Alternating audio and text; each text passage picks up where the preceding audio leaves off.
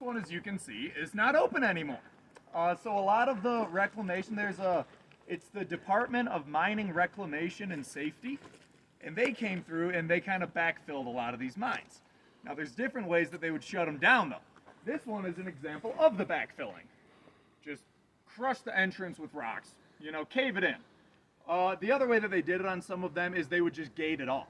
Now, the Meridian, the Juno, the King Solomon, some that will go past, they're higher up on the mountain. We can see them from the bottom, but they are gated. And some of those are the grander ones, a little bit better to look in. You can still see the tramway tracks. But with some of them, when you get higher up in the mountains, they're almost all backfilled. The main reason is you don't want to carry the metal gate in your welder up Mount Royal to go and seal that mine. It's a lot easier to bring a shovel with you and just take the tailings and throw them back in. And on this one, we can see where it would have been. The two sides, as you can picture an old mining entrance, two sides got the walls, and then there would have been a top, which has now ran away. This one, I always love the little notchings there. You can see some joinery where it would have lain down the middle. But this one is unknown. We have a few different theories of who could have owned this mine. However, with Mount Royal alone, on this face, there were over 100 different mining claims. So when you look back into the deepness of it, and the way that they would grant it out is, as you would expect in the 1800s, early 1900s, they'd say what section in parallel the square of it is, but within that square is this whole mountain.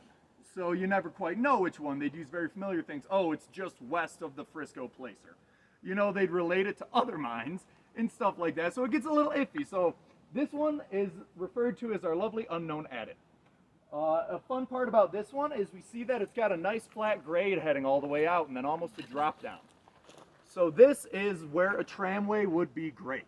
I used that word earlier. Tramway is basically a smaller rail set to bring the ore out of the tunnel and to the trains.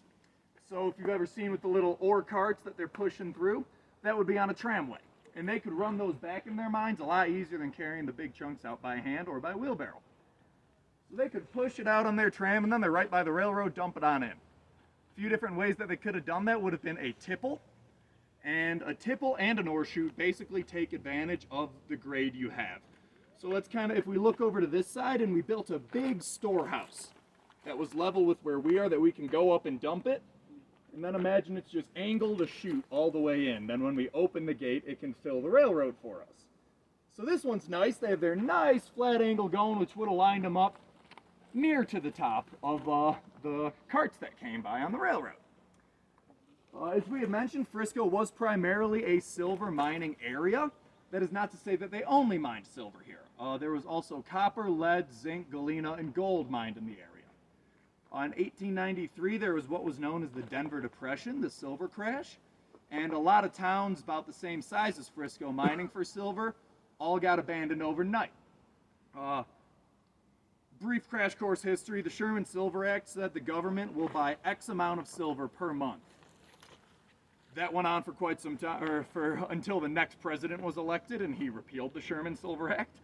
And what that did is all these mining operations had vast silver mining companies going in their towns. They had a guaranteed clientele. They know we can mine as much as we want because the government's buying this much. Then after that, we can sell that to whoever else we want. However, now when that's gone, they've lost about 3/4 of their clientele.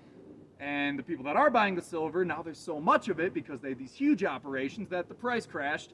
And it was a lot cheaper for them to just all out abandon these towns than it was to search for different resources.